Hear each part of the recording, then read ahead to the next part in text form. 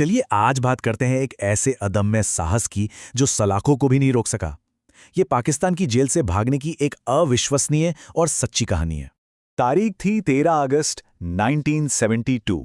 रात तूफानी थी और जगह थी रावलपिंडी का प्रिजनर ऑफ वॉर कैंप। ये पाकिस्तान की सबसे सुरक्षित सैन्य जेलों में से एक थी।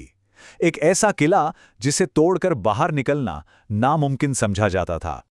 जी हां, यहां से भागना नामुमकिन था, या शायद नहीं।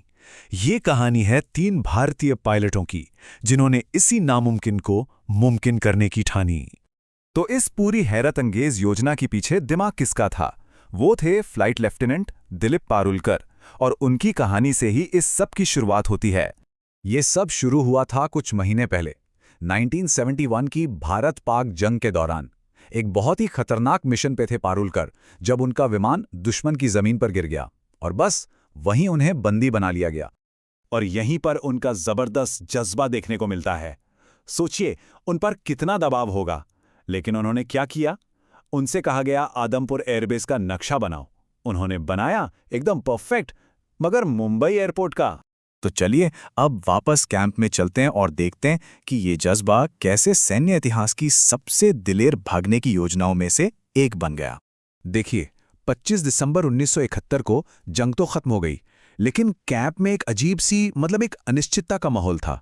पारुलकर जानते थे कि ये जो कैदियों की अदला बदली होती है ना, इसमें सालों लग सकते हैं, और वो हाथ पर हाथ धरे नेताओं के फैसले का इंतजार नहीं करने वाले थे। वे आज़ादी के लिए कोई जल्दबाजी में उठाया गया कदम बिल्कुल नहीं था। ये पूरी तरह से सोचा समझा एक मास्टर प्लान था। पहले तो उन्होंने अपनी टीम बनाई, फिर ये तय किया कि जाना कहाँ है। भारत की सीमा की तरफ नहीं, जो बहुत सुरक्षित थी, बल्कि अफगानिस्तान की ओर। फिर बड़ी चालाकी से उस कोठरी में शिफ्ट हुए जो बाहरी दीवार के सबसे करीब थी, और फिर हर रात सुरंग खोदने का काम शुरू हुआ। और उनका जुगाड़ देखिए, कमाल का था। रोजमर्रा की चीजों को उन्होंने भागने के औजार बना दिया। सुरंग खोदने के लिए एक चोरी की कैंची और पेचकस, रास्ता देखने के लिए कैसेट प्लेयर के चुंबक से बनाए कंपास, और इस सब कुछ किया सिर्फ 57 रुपए के महीने के वजीफे से। प्लान तैयार था, औजार रेडी थे, अब बस एक सही मौके का इंतजार था। और वो मौका आया 13 अगस्त को। उस रात इतनी जोर की बारिश हुई कि उनके भागने की आवाज को छिपने के लिए इससे बेहतर मौका नहीं मिल सकता था। और फिर प्लास्टर की आखिरी परत टूटी। एक एक करके वो उस 18 इंच मोटी दीवार से निकले जिसे उन्होंने महीनों की मेहनत से काटा था।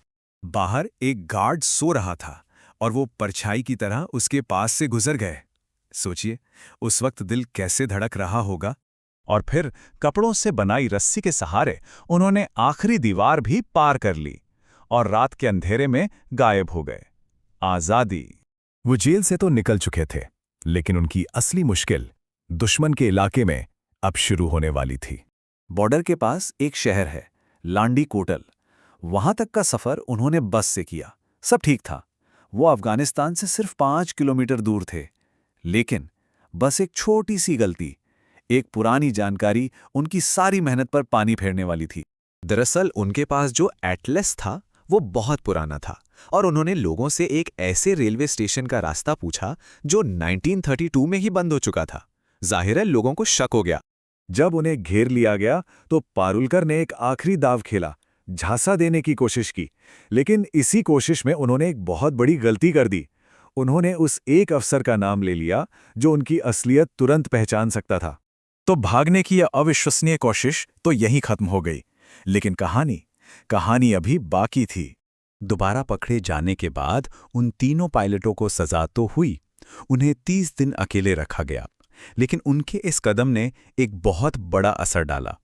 अब दोनों देशों पर दबाव बढ़ गया था कि युद्धबंदियों का मामला जल्दी से सुलझाया जाए। और इस मामले में भारत का पलड़ा भारी था।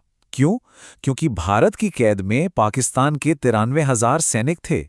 ये एक बहुत बड़ा फैक्टर था जिसने आखिरकार समझौते का रास्ता साफ किया।